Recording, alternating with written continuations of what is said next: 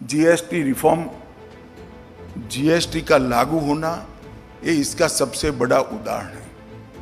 16 प्रकार के बिक्री करों को मर्ज कर एक कर बनाना, 30 स्टेट यूनिट और इतने बड़े देश में ये व्यवस्था लागू करना, मैं निश्चित रूप से कह सकता हूं मोदी जी के अलावे किसी भी प्रधानमंत्री में ऐसा हिम्मत नहीं है जो इसका स्वप्न भी देख पाएगा।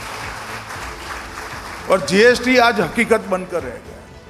और अभी जो सुधार हुए हैं इसके बारे में मैं बहुत बात करना नहीं चाहता, परंतु अभी के सुधार के कारण जीएसटी आम नागरिक के जीवन को बहुत सरल बनाएगा। टैक्स रिफॉर्म हमने करे, लगभग हम आए तब 2.5 लाख रुपये पर से इनकम टैक्स लगता था।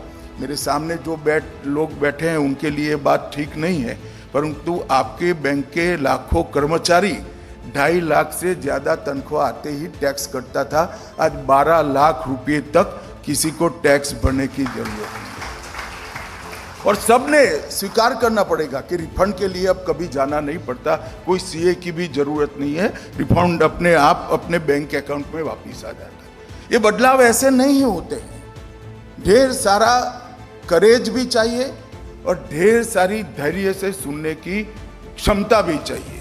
समस्या को जब तक आप नहीं सुनते हैं, रिफॉर्म्स जन्म ही नहीं लेता है। इसके बाद हमने कॉरपोरेट टैक्स में कटौती की, 15% की एक अलग नई मैन्युफैक्चरिंग यूनिट्स के लिए एक स्कीम लेकर आए और अन्य पर 22% टैक्स लगा दिया।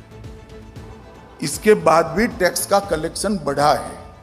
ईज ऑफ डूइंग बिजनेस में 40,000 से ज्यादा कॉम्प्लायंस हटा दिए गए, 40,000 से ज्यादा कॉम्प्लायंस, आप कल्पना नहीं कर सकते। और सबसे बड़ी कंप्लेन होती थी कि सभी कानूनों में क्रिमिनलाइजेशन का पोटेंशियल छोड़कर रखा था, जिससे करप्शन भी होता था, डर भी होता था।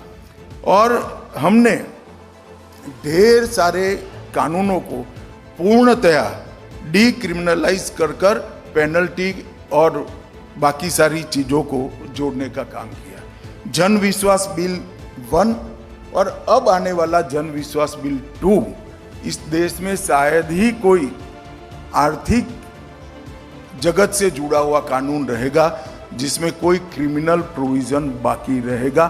0 क्रिमिनल प्रोविजन वाला हमारा देश का अर्थतंत्र के सभी कानूनों को करने का हमने लक्ष्य रखा है।